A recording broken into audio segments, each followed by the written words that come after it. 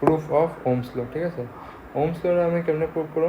Based on electronic theory দিয়া বা drip velocity formula দিয়া থিওরি দিয়া আমি প্রুভ করব ওমস লটা কেমনে হবে প্রুফটা।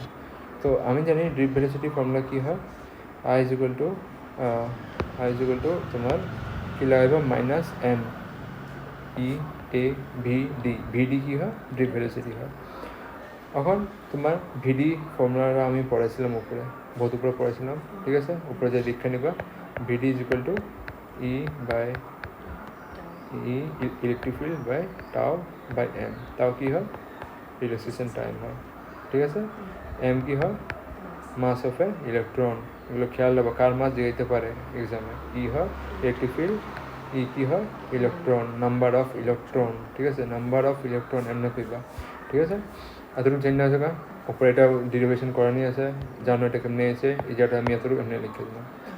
এখন যা আমি এখানে কি লিখলাম, ইটারে কী করলাম, মাল্টিপ্লাই করে স্কোয়ার করে দিলাম, বাকি সব সেম রাখলাম। এটা আইলো, এখানে কি এলো নেক্সট তোমার কি এলো ভি আর এল, এই দুটো এক্সট্রা দেখতে পাচ্ছ তুমি কেমনে হয়েছে।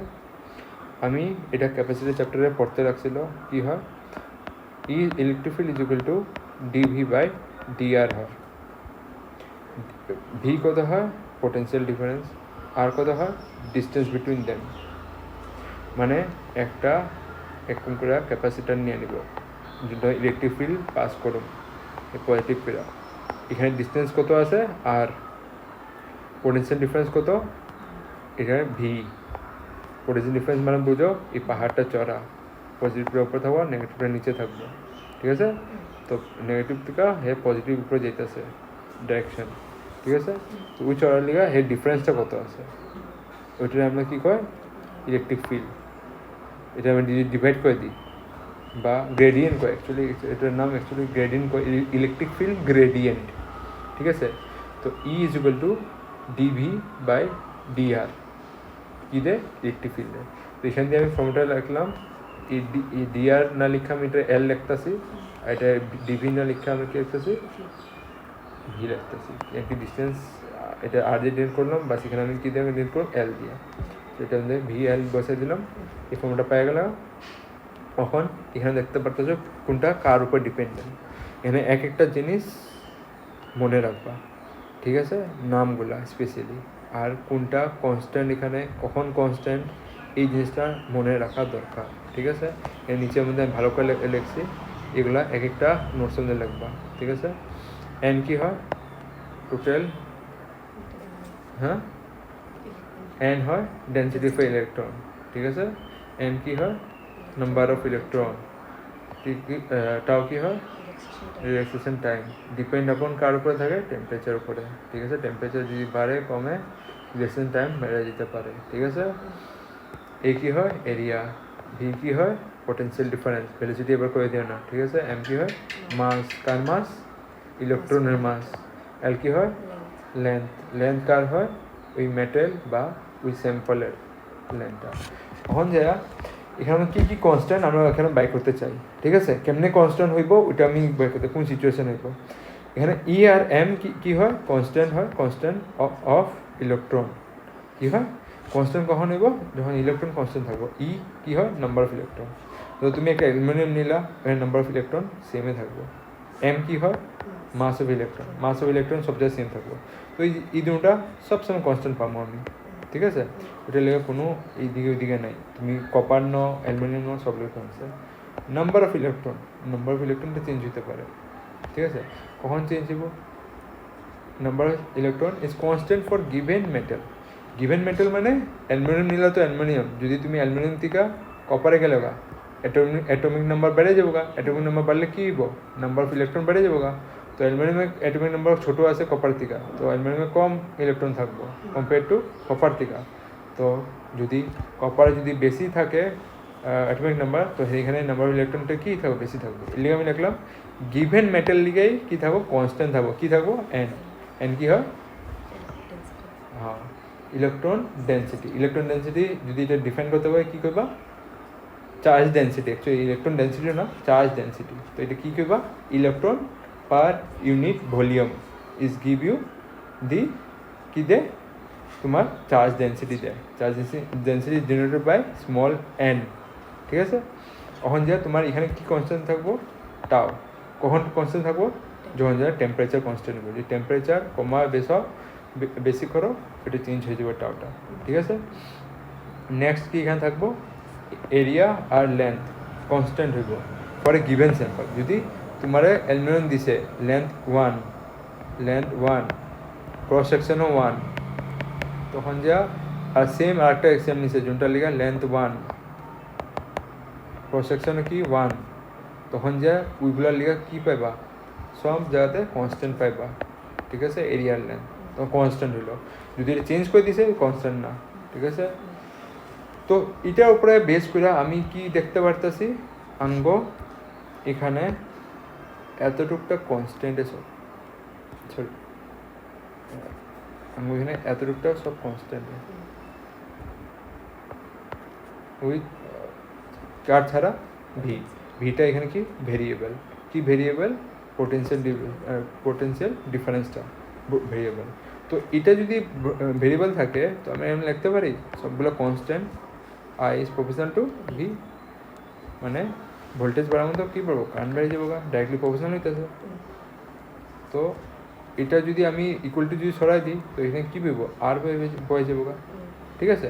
কারণ আর বলার আগে এই জিনিসটা আমি পড়ছি আগে, কই পড়ছি, I is proportional to V, Ohm's লতে আমরা পড়ছিলাম ক্লাস 10-এ, আমরা জানতাম I is proportional to V, Ohm's law, বা V is proportional to I, এটা কী দেয়, ওমস ল দেয়। এখন এতটুকু তো হয়ে গেছে গা। এখন এই ফর্মুলাটার মধ্যে আমরা যে সব কনস্ট্যান্ট দেখতেছি, এটা কনস্ট্যান্টের কিছু একটা মানে আছে। তো মানে কি আছে, আমরা কি জানতাম, ই ইকুয়াল টু এই প্রপোর্শনালটি যদি সরাই দিই কী হইতো, V is equal to I R, ঠিক আছে, V is equal to I R. এখন যদি তোমার ভি নিচে আইটারে আনি তো আমরা কী পাবো, আর পাই যাবো এই সাইডে। তো এটাই আমি করুম, আইটারে আমি ওই সাইডে নিয়ে যাবো, আর তোমার এই কনস্ট্যান্ট এই সার্কেলটারে আমি এই সাইডে নিয়ে যাবো, ঠিক আছে। তো এটা আমি কী দিব, আর দিব। তো এখানের মধ্যে আমি রেজিস্ট্যান্সের একটা কী পাইলাম, ফর্মুলা পাইলাম।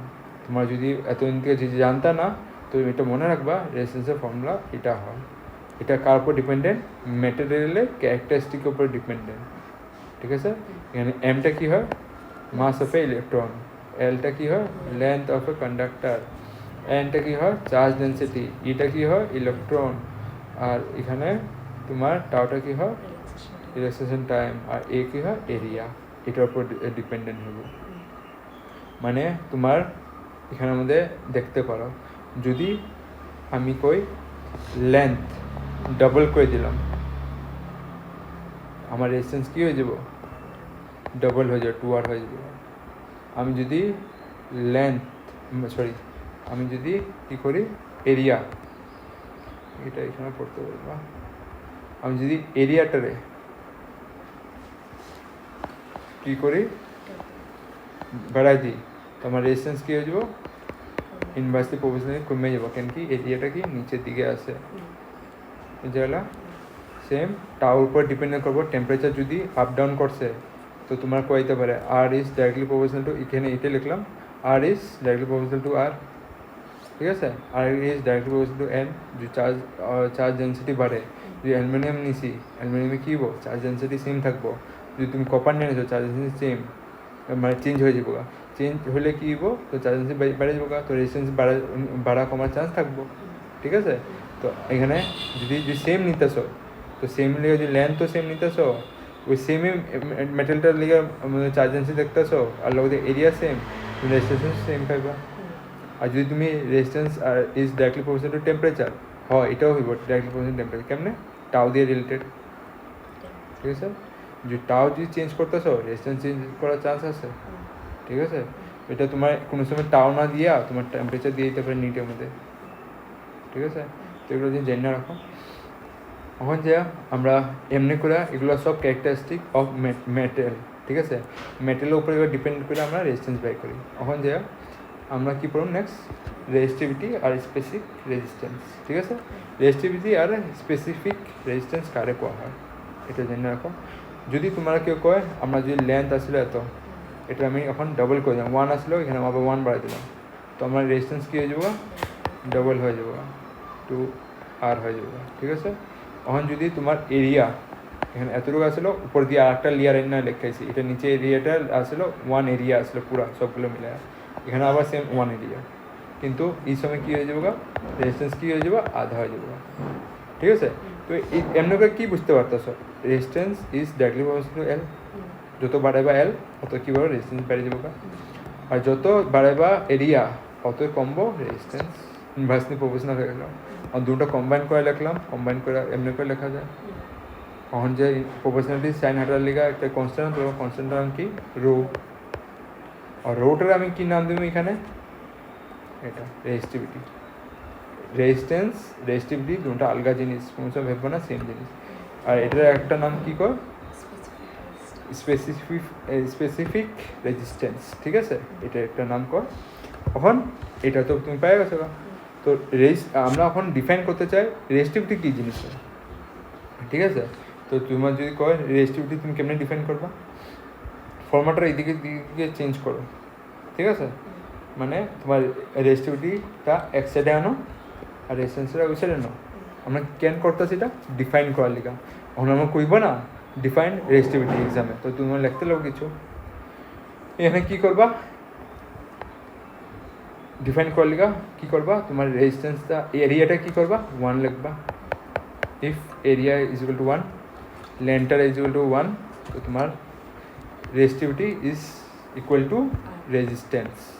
ঠিক আছে, এটা ডিফাইন করতেছি। ডিফাইন করার লিগা আমি এখন এই ভাষাগুলোরে আমি ইউজ করুন, যে unit length, unit area is directly equal to resistance.